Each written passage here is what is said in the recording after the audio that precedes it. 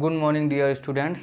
आज हम पढ़ेंगे electromagnetic theory. We will discuss about this a very huge topic and very interesting topic. Electromagnetic theory के बारे में जानेंगे। इसमें इलेक्ट्रो और मैग्नेटिक मतलब इसमें इलेक्ट्रोस्टैटिक्स भी है एंड मैग्नेटोस्टैटिक्स भी है, एंड देन दोनों का कॉम्बिनेशन से हमको ईएम वेव मिलती है। वो हमको तीनों टॉपिक्स पढ़नी है, ठीक। तो इसका एक फ्लो होता है, there is a flow of this theory. इसका फ्लो यह है कि सबसे पहले हम first of all we will discuss about electrostatics and then magnetostatics and last that we will discuss about EM wave. What is electrostatics, what is magnetostatics and what is EM waves. One by one we will discuss about it. First of all we take a charge, ठीक है। जैसे कि सारी चीज़ों का एक point होता है ना कि हम इस चीज़ से पढ़ना शुरू करते हैं। जैसे कि हम अभी मोशन में जाते हैं तो मोशन के लिए हमें कोई एक मास चाहिए, जो मास रहेगा तो उसके हिसाब से उसका कोई ना कोई वेलोसिटी सब चीज़ें आने लगेंगी। वैसे ही हम जब इलेक्ट्रोमैग्नेटिक पढ़ना स्टार्ट करते हैं तो हमारे लिए सबसे सफिशिएंट, सबसे इम्पॉर्टेंट चीज़ अगर जो कोई चीज़ आती है तो वो है क्या, charge. We take a charge, we take a point charge Q. इसी चार्ज पे पूरा खेल है। All the game is considered on this charge. सारे खेल इसी चार्ज पे ही लेंगे, ठीक है। तो अगर जो हम चार्ज को हम स्टैटिक रखें, ठीक है, मोशन ना करना इस चार्ज का, तो हमको क्या मिलेगा, इलेक्ट्रोस्टैटिक मिलेगा। ये चार्ज स्टैटिक है, रुका हुआ है, देयर इज़ नो वेलोसिटी। इसकी वेलोसिटी क्या है, यहाँ पे 0 है, ठीक। तो इससे क्या निकलेगी, एक फील्ड जनरेट होगी, ठीक है। इससे फील्ड जनरेट होगी। इस फील्ड को हम क्या कहते हैं, इलेक्ट्रिक फील्ड कहते हैं। इसको हम कहते हैं इलेक्ट्रिक फील्ड कहते हैं, ठीक है। Stationary charge electric field produce करता है, ठीक है। ये इलेक्ट्रिक फील्ड क्या होती है, कंजर्वेटिव होती है, ठीक है। कंजर्वेटिव मीन्स क्या होता है, कंजर्वेटिव का एक मैथमेटिकल फेनोमिना है कि कंजर्वेटिव मतलब आप समझ सकते हैं कि del cross E is equal to 0। ये कंजर्वेटिव का एक केस है, ठीक है।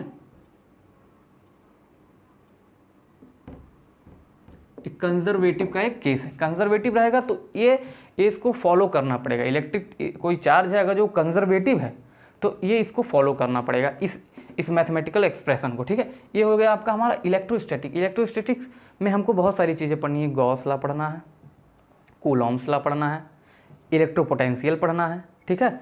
ये बहुत ही अच्छा चैप्टर है। इसमें हम पढ़ेंगे कैपेसिटर जैसे आपकी मोबाइल में जो बैटरी है, जो इन्वर्टर में बैटरी है, वो कैसे चार्ज हो रही है, कैसे क्या होता है उसमें, ऐसी कौन सी चीज़, ऐसा कौन सा फेनोमेना, ऐसा कौन सी थ्योरी काम करती है जिस थ्योरी से वो बैटरी चार्ज होने लगती है। ये सारी चीज़ें बहुत ही इंटरेस्टिंग टॉपिक है ये।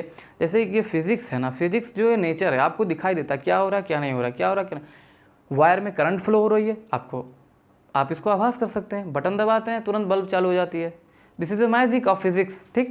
ये साइंस का एक टॉपिक है, बहुत ही अच्छा टॉपिक है। अब हम आते हैं मैग्नेटोस्टैटिक्स में। मैग्नेटोस्टैटिक्स में क्या होता है, मैग्नेटोस्टैटिक्स में होता है ये जो चार्ज पार्टिकल है ना, ये चार्ज पार्टिकल जो है रन करने लगता है किसी वेलोसिटी से, ठीक है। जैसे ही ये चार्ज पार्टिकल रन करेगा इसकी कोई ना कोई वेलोसिटी आ जाएगी। जैसे हम मानते हैं ना एक करंट कैरिंग वायर, ठीक है, कोई वायर है उसमें करंट आई फ्लो हो रहा है, ठीक। हाँ, कोई एक सर्कुलर।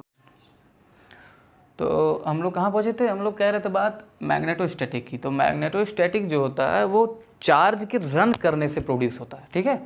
मैग्नेटोस्टैटिक चार्ज के रन करने से प्रोड्यूस होता है। जब चार्ज किसी वेलोसिटी से किसी वायर में, किसी सर्कुलर लूप में, ठीक है, किसी सरफेस पे, किसी वॉल्यूम में, किसी जगह जब वो चलती है तो वहाँ पे जो फील्ड प्रोड्यूस होता है वो मैग्नेटिक फील्ड प्रोड्यूस होता है।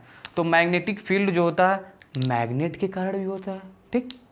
Magnetic field current carrying wire के कारण भी फील होता है। तो इसके लिए बहुत बड़े एक साइंटिस्ट थे, फैराडे के बारे में आपको बताएंगे हम। वो बहुत ही अच्छे साइंटिस्ट थे। उन्होंने मैग्नेटिक फील्ड का आविष्कार किया, ठीक है। तो मैग्नेटिक फील्ड को हम निकालने के लिए बायोसेवर्ट लॉ भी यूज़ करते हैं, एम्पियर लॉ भी यूज़ करते हैं, ठीक है। और मैक्सवेल्स इक्वेशन वगैरह इन सब से जो है हम मैग्नेटिक फील्ड जो है वो निकालते हैं। ठीक है, तो मैग्नेटोस्टैटिक्स के बारे में आप समझ गए होंगे। अब हम ईएम वेव्स के बारे में आते हैं। ईएम वेव्स सब क्या है?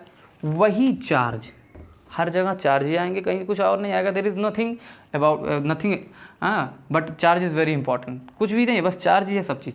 तो जब ये चार्ज जो है ये एक्सीलरेट करने लगता है, ठीक है, यहाँ v जो है वो कांस्टेंट है, वेलोसिटी आपकी कांस्टेंट है, लेकिन जब ये चार्ज आपका एक्सीलरेट करने लगता है तो यहाँ पे क्या प्रोड्यूस होता है? वेव प्रोड्यूस होता है। v is not equal to c, there is, तब क्या आ जाएगा? एक्सीलरेशन का कुछ ना कुछ यहाँ पे वैल्यू रहेगी। ठीक है, जब वेलोसिटी कांस्टेंट होती है तो एक्सीलरेशन जीरो हो जाता है। यहाँ पे वेलोसिटी कांस्टेंट है तो एक्सीलरेशन जीरो, लेकिन जब वेलोसिटी कांस्टेंट नहीं है तो एक्सीलरेशन कुछ ना कुछ आएगा। जब एक्सीलरेट करेगा तो चार्ज जब एक्सीलरेट करता है तो वो क्या करता है? रेडिएशन या फिर वेव प्रोड्यूस करता है। ठीक है, तो ये चीज़ हम समझ गए।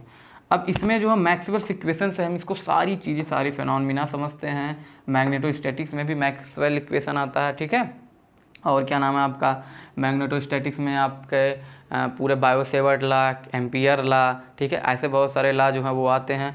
और इलेक्ट्रोस्टैटिक्स में गॉस लॉ, कूलॉम्स लॉ, ये सारे लॉ जो हैं। और जो हम आपको बताने वाले सबसे मेन मुद्दा इलेक्ट्रोमैग्नेटिक के बारे में।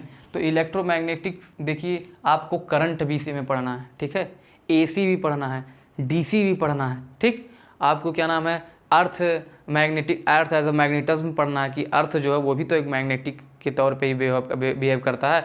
उसका कोई ना एक पोल होता है, अर्थ में भी तो पोल होता है, एक साउथ पोल होता है, एक नॉर्थ पोल होता है, उसमें से भी मैग्नेटिक फ्लक्स निकलते रहते हैं। वो कैसे किसी चीज़ को अट्रैक्ट करता है। ठीक है, अर्थ में हमें क्या क्या मिलते हैं। उसके बाद हम लोग आते हैं एसी में, एसी करंट क्या है। ठीक है, ये सारी चीज़ें जो है हम पूरे इलेक्ट्रोमैग्नेटिक थ्योरी में, करंट में, ठीक है, इलेक्ट्रिसिटी में, ये सारी चीज़ें हम पढ़ते हैं। ये सारी चीज़ें एक दूसरे से कनेक्टेड हैं।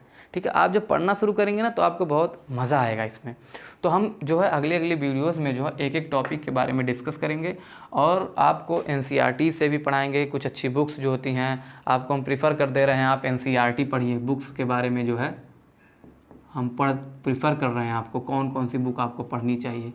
आप जो है एनसीईआरटी, ये तो सबसे अच्छी बुक है। ठीक है, कॉन्सेप्ट, अगर जो आपको कॉन्सेप्ट पढ़ना है, बेसिक से कुछ जानना है तो ये बहुत अच्छी बुक है। हाँ, आप जो है क्या नाम है, एच.सी. वर्मा की बुक लिख सकते हैं, एच.सी. वर्मा की बुक लिख सकते हैं आप। एच.सी. वर्मा जी आपके आईआईटी कानपुर में जो फिजिक्स के प्रोफेसर रह चुके हैं, बहुत अच्छी इन्होंने किताब लिखी है अपनी, कॉन्सेप्ट्स ऑफ फिजिक्स। इनकी किताब की नाम है कॉन्सेप्ट ऑफ फिजिक्स। आप जो है आप किताब लिख सकते हैं एररलेस की आप किताब ले सकते हैं। आप किताब ले सकते हैं मित्तल की किताब ले सकते हैं।